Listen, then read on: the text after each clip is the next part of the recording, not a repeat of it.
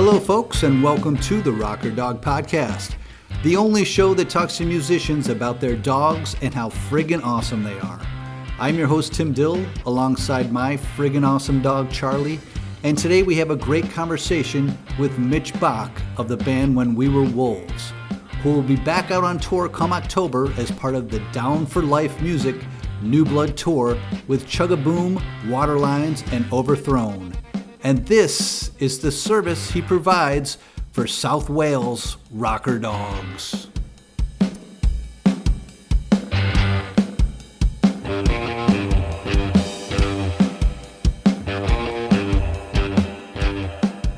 I'm Mitch. I'm the vocalist of When We Were Wolves, and I'm also the owner and only employee of Mitch's Mutts, which is a dog boarding and walking service I run.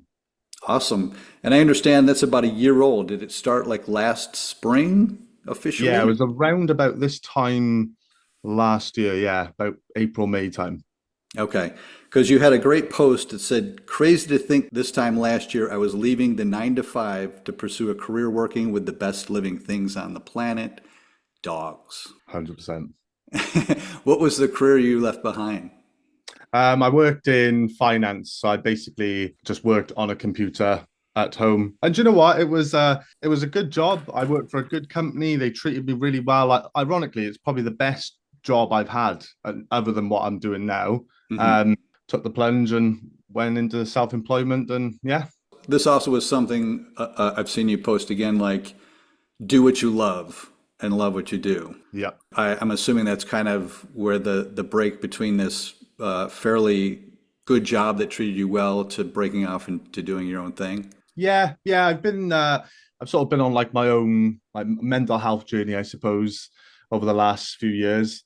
And I think the one aspect of my life that I was just, I didn't necessarily hate my job, but I just didn't, it wasn't something I was passionate about. I didn't think I was going to do it forever. So that was like the last part of my life, I would say, that I was like, I really want to do something I love. And yeah, I've always loved dogs. And I was volunteering down Cardiff Dogs Home, basically, which is a dog shelter, not far from where I live. And it never even crossed my mind. I've always been dog obsessed. Like I've grown up with dogs. Like as I said in my post, and I'm sure you'll agree, best things on the planet by an absolute mile. And yeah, so I went to volunteer down there to sort of get my dog fix, basically, as you will. And yeah, it was just sort of through chatting to somebody that I met through there.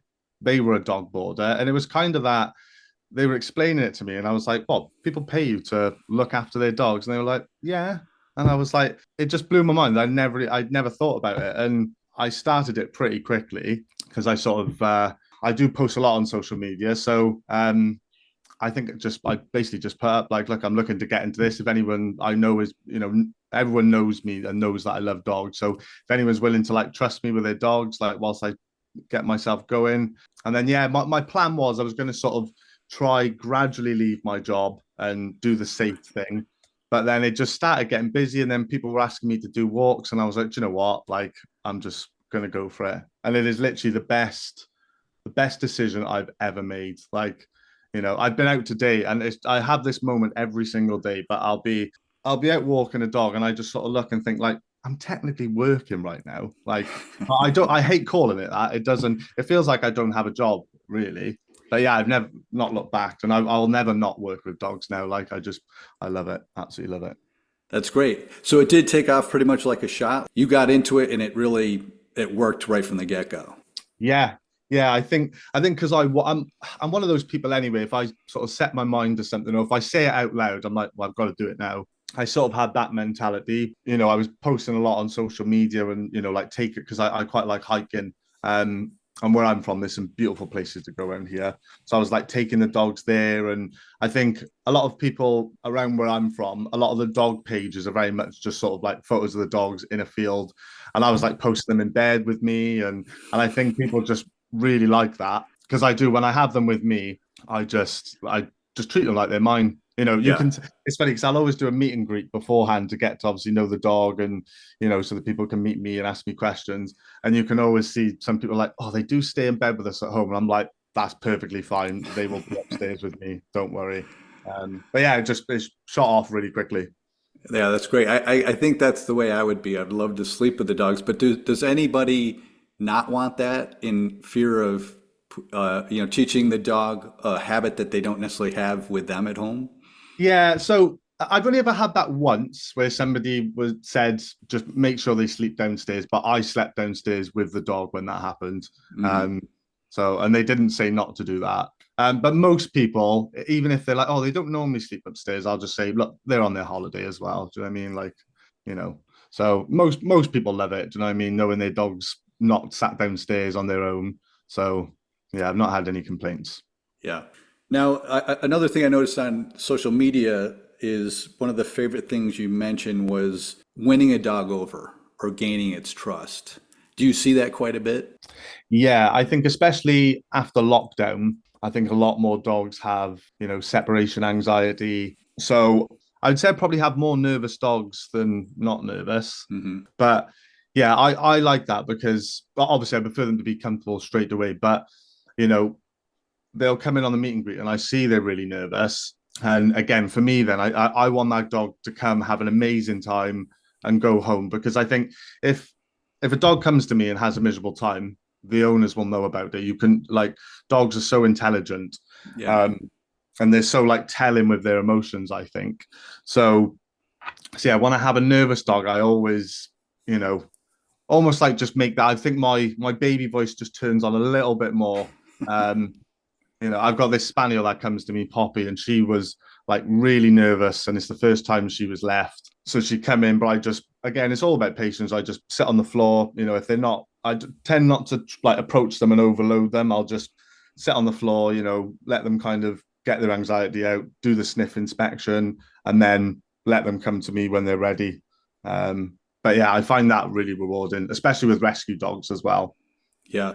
Well, I really enjoy your social media because there's so many dogs, there's so many breeds, there's so many personalities, there's very funny pictures and videos. I wanted to throw out a couple of breeds at you just to get your reaction or opinion on them. And I'll start with what in America was the most popular breed, I think last year or the year before, and that's the Frenchie. Yes, I have a lot of Frenchies. They always have a lot of attitude.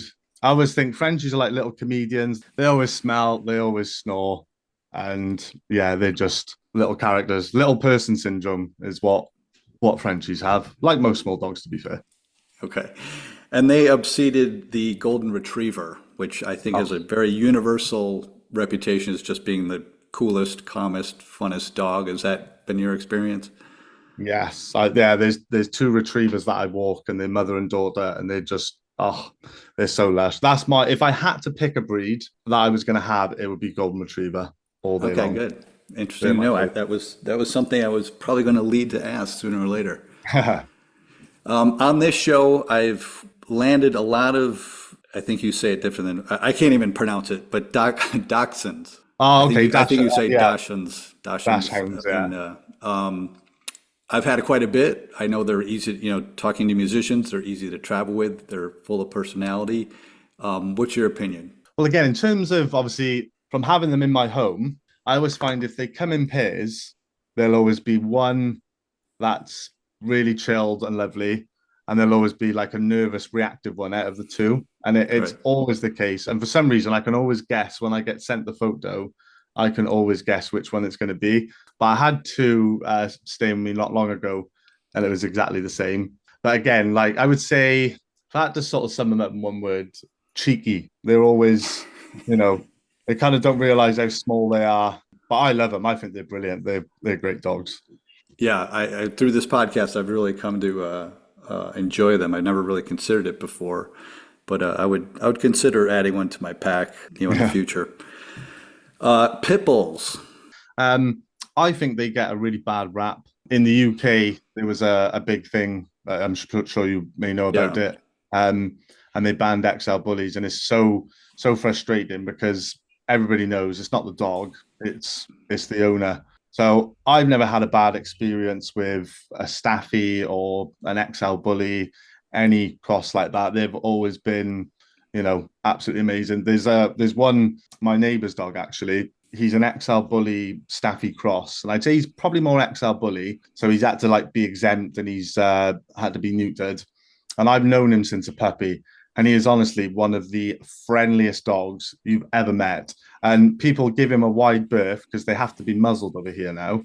Hmm. Um, so people see him and think, "Oh God!" And he's such a big dog, but like there's just no nastiness in him at all. So absolute love sponges. They just get a bad rap because of what's in the press, and unfortunately, irresponsible people owning these dogs because of how they look and using them more as like a fashion accessory rather than a pet or a family member.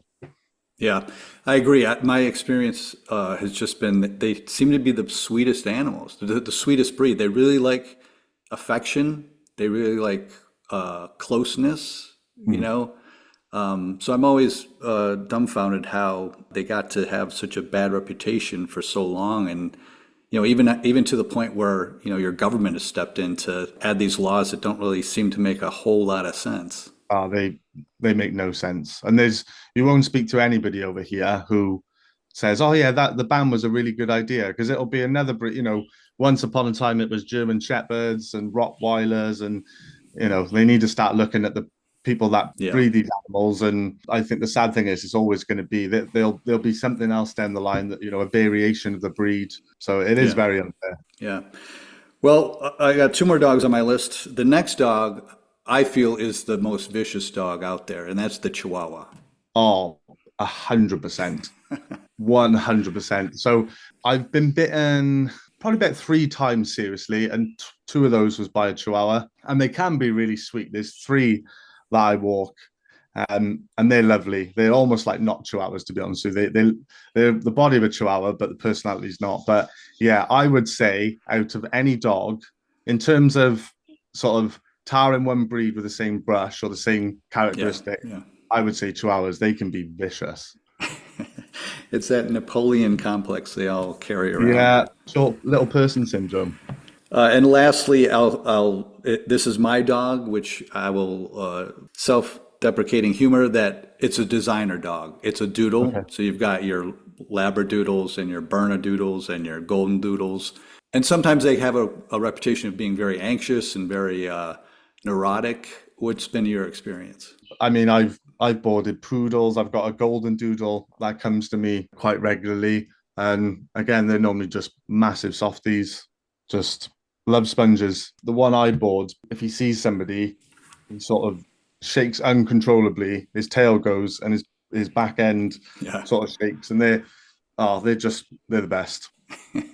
I think that'd be my next dog. If a golden retriever, and then I'd have some sort of. I mean, a golden doodle. I'd say is probably the next breed I'd have. Okay.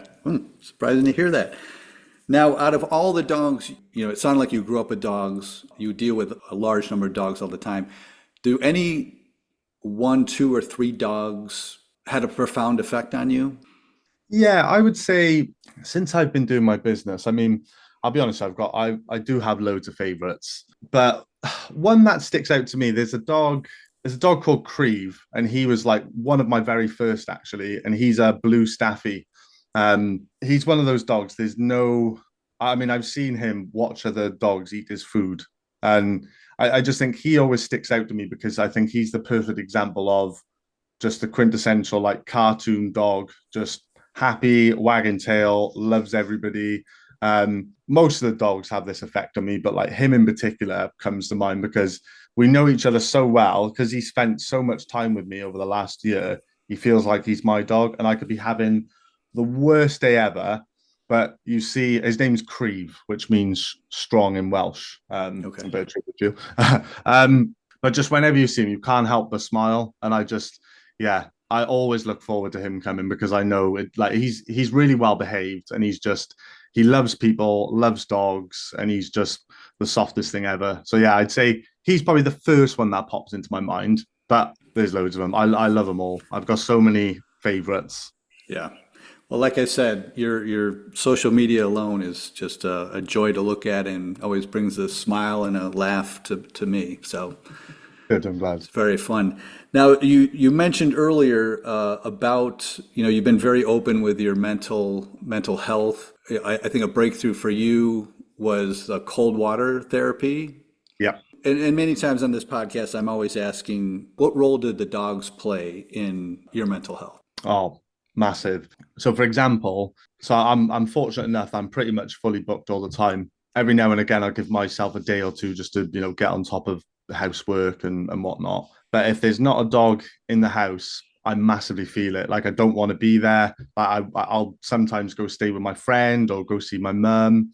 So going back to what I was saying earlier, it's just I could be having the worst day, or like my world could be falling apart, and that welcome when you come home, or even just you pop out for like half hour and you come home and it's like you've been gone for years. Like that feeling, that's just, I think dogs are the best example or the purest example of just love in general. Like they just, there's no dog is born with like any malice. I mean, that's taught into dogs, I believe. I don't think Yeah. any dog is sort of born with that in them.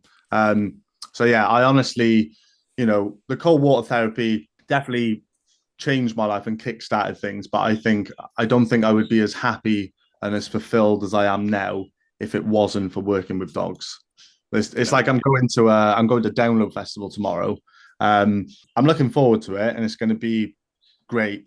But I'm kind of dreading it a little bit because I won't see any dogs for 5-6 days, and I'm going to be looking forward to coming back. And I've had that. I was on when we Wolves were on tour about 4 or 5 weeks ago, and it was only a short one, and I loved it. Don't get me wrong, absolutely loved it. But I was also really looking forward to getting back because they're like essential. Do I mean it's not just something I want to do, I like to do. Like I have to be around dogs now. Like I'm so used to it.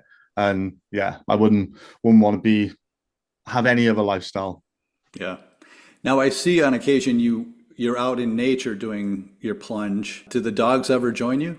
Yeah, quite a few do actually. Yeah, I'm quite lucky because, like I said, I've got quite a few regulars now, so their owners, are happy for me to take them wherever. And because I know them well, I would if there was a dog that was a bit of a flight risk or wasn't great off lead, I wouldn't. But yeah, it's nice. I can take the dogs with me, and a lot of them do swim, especially any spaniels that I look after. They're obviously water mad, so they'll get straight in. But yeah, they'll either come swimming with me or just sort of sit on the side and kind of watch me as if to be like, this is weird. Yeah. I've had a couple of dogs do that, like sit there being like, this is really strange, and they just look really puzzled. But yeah, I always take take the dogs with me. Okay, that's great. I wind down every show with what I call the Zoomies. That's just 5 fast, frivolous questions. Let's do that. The first one is, and I think I know just from seeing it time and time again on your social feed, but do you kiss the dogs on the mouth? Oh yeah. Yeah. There's really no other way, in my opinion. So Yeah, I agree. I get the occasional guess that's like, I kiss it all over, but not the mouth. The question is, does your dog have a theme song? You have so many dogs in your care. Do you find yourself singing to the dogs often? I do, and you know what? It's funny you say about theme songs because I was thinking this a date, but most dogs I always just hear in my head. You know the sort of like trombone, bum, bum, bum, bum, bum, bum, bum, bum, like that kind of just Yeah. blissful. That's kind of what I imagine. Most of the dogs I look after goes on in their heads. Okay. And this goes back to, again, this may not apply to you directly, but when you're on tour with When We Were Wolves, are there ever dogs around the studio or dogs around the venues that you're able to enjoy? Yeah, sometimes there's a couple called Jody and Paul. They run a radio station a few hours away from where I live.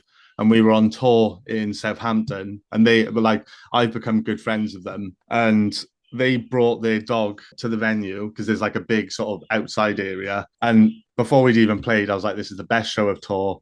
And she was brilliant. She was in the outside. Obviously, everybody was like fussing all over her. But yeah, we see it quite a bit. Years ago, we toured, and the guy who drove us, he had a staffy that he would take out with him. And I remember when we was sorting it all out, he was like, I do bring my dog on tour, mine. Is that okay? I was just like, yeah, that's more than okay with us. Yeah, that's great. I've heard time and time again on this show. It's always a welcome relief when you either see one in the studio, or I know a lot of times here in the States, some of the rescues will work with the venues to have a little area where, the artists and crew can come out and hang out with the dogs for a little while, which seems nice. I heard you mention this somewhere in our conversation, but question number 4 is, do you have a dog voice? Do you kind of go high pitch cutesy? Oh yeah, mine's very like it depends on the dog actually, but normally it's like I'm talking to a baby. I mean, I won't put you through that now, but yeah, it's normally talking to them like they're a 2-year-old, and the bigger the baby they are, the worse my voice gets, to be honest with you. Right. But that's the only way to talk to them. How about, do you ever give the dog a voice? Do you try to speak as if this is what the dog would sound like? Do you know what? It's weird you say that. Every single dog I have come to me, I always think, what would they sound like? And most would just be like cartoon. Well, what's his name? Goofy, sort of. I think most. Lately, some of the dogs I've had is sort of like lights are on, but nobody's home type of thing. Do you know what I mean? Yeah. Yeah, I do. I always think that about every dog I meet. I think, I wonder what their inner voice sounds like. I'd love to know. Yeah. All right, and last but not least, I always ask if there's a dog organization or a service that you'd give a shout out to. I can perceive somebody giving a shout out to you because you're providing a service, but is there anybody that you rely on or you would give a shout out to?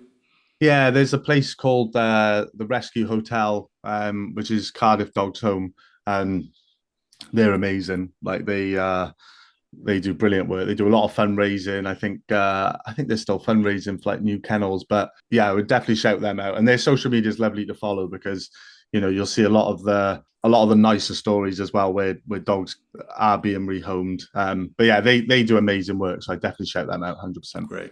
Great. I'll look them up and post it in our show notes for other people to follow. What about the band? Anything? What's the rest of 2024 look like? We're going on tour in October with a band called Chugaboom, Waterlines, and Overthrown. I think we've got a few more shows to announce, and then by the end of the year, we're probably going to have 3 singles out. We're not going to do like an album or an EP or anything. I don't think anything like that's on the horizon for us. We just want to keep bringing out singles, and just keeping the content up, keep playing, and just keep at it. Really, just keep enjoying it. Sounds good. And what about Mitch's Mutts as a business? Say the demand becomes steady and almost too much. Do you want to expand? Do you envision franchising or opening up a couple of different? Yeah, I did. Because at the moment, I mean, I need 2 of me, literally, and there's only so much I can do. I mean, I'm fully booked now for the year boarding, and I have been for a little bit. But I don't know whether I would expand the boarding side of it. One thing I would love to do somewhere down the line is work with therapy dogs. So I would love to train therapy dogs or have my own therapy dogs and almost kind of have like a charity side to it and be able to work with the therapy dogs and people that suffer with mental health, because I know how good it's been for my health being around dogs.